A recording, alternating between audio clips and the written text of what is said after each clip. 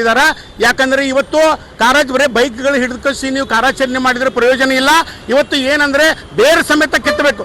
ಯಾಕಂದ್ರೆ ಟೊಂಗಿ ಮುರಿದ್ರೆ ಉಪಯೋಗ ಇಲ್ಲ, ಬೇರೆ ಸಮೇತ ಕಿತ್ತಿ ಇವತ್ತು ಇಡೀ ಹುಬ್ಬಳ್ಳಿ ಅವಳಿ ನಗರದಲ್ಲಿ 25,000 ರಿಕ್ಷಾ ಚಾಲಕರು ಇದ್ದೇವೆ. ಉತ್ತರ ಕರ್ನಾಟಕದಲ್ಲಿ 2,75,000 ರಿಕ್ಷಾ ಚಾಲಕರು ಇದ್ದೇವೆ. ಪ್ರತಿಯೊಂದು ಜಿಲ್ಲಾ ತಾಲೂಕು ಗ್ರಾಮದಲ್ಲಿ ಬೈಕ್ನವರು, ಕಾರ್ನವರು, ಆಟೋದವರು ಯಾಪ್ಗಳು ಹಾಕೊಂಡು ತಿರುಗ್ತಿದ್ದಾರೆ. ಇವ್ರು ಯಾವುದೇ ರೀತಿ ಸರ್ಕಾರದ ಅನುಮತಿ ಇಲ್ಲ, ಹೈಕೋರ್ಟ್ ಅನುಮತಿ ಇಲ್ಲ. ಇನ್ನೂ ಕೂಡ ಅದು ಭರವಸೆಯಲ್ಲಿ ಇದೆ. ನಾವೇನು ಕೇಳ್ತಾ ಇದ್ದೀವಿ ಸರ್ಕಾರಕ್ಕೆ, ಉತ್ತರ ಕರ್ನಾಟಕ ಆಟೋ ರಿಕ್ಷಾ ಚಾಲಕರಿಗೆ ನಾವು ಮನವಿ ಮಾಡಿದ್ದೇವೆ. ತಾವು ಸಾರಿಗೆ ಸಚಿವರು ಮೇಲ್ಮನವಿ ಸಲ್ಲಿಸಬೇಕು, ಸುಪ್ರೀಂ ಕೋರ್ಟಿಗೆ ಮೇಲ್ಮನವಿ ಸಲ್ಲಿಸಿ ಈ ಆ್ಯಪ್ಗಳನ್ನ ಸಂಪೂರ್ಣವಾಗಿ ಆ್ಯಪ್ಗಳ ಕರ್ನಾಟಕದ ಅಂತ ತಂದುಕೊಡಬೇಕು. ಇದನ್ನ ಬ್ಯಾನ್ ಮಾಡಬೇಕು. ಯಾಕಂದ್ರೆ ಮಹಾರಾಷ್ಟ್ರದಲ್ಲಿ, ತೆಲಂಗಾಣದಲ್ಲಿ, ಅನೇಕ ರಾಜ್ಯದಲ್ಲಿ ಇದು ಬ್ಯಾನ್ ಆಗಿದೆ.